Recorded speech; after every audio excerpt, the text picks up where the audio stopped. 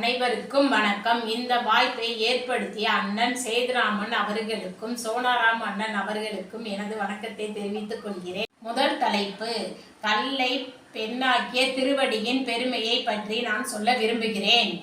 தேவர்களும் அசுரர்களும் கடையும் போது அமிர்தத்துடன் தோன்றியவள் அகலிகை. அவள் மிகவும் அழகானவள், பேருக்கு ஏற்றாற்போல் மிகவும் அழகாக இருப்பாள். அதை கண்ட தேவர்களும் அசுரர்களும் அவள் மீது மிக ஆசை கொண்டார்கள். பிரம்மர் வைத்த போட்டியில் கௌதம முனிவர் வென்று அகலியை மணமுடித்து சந்தோஷமாக வாழ்ந்து வந்தார். ஆனால் இந்திரனின் ஆசை அடங்கவில்லை. அகலியை அடைய வேண்டும் என எண்ணினார். கௌதம முனிவர் கங்கை நதிக்கு அதிகாலையில் நீராட செல்வது வழக்கம். அதை கண்ட இந்திரன் கௌதம முனிவர் வேடம் அணிந்து அகலியை அடைய விரும்பினார்.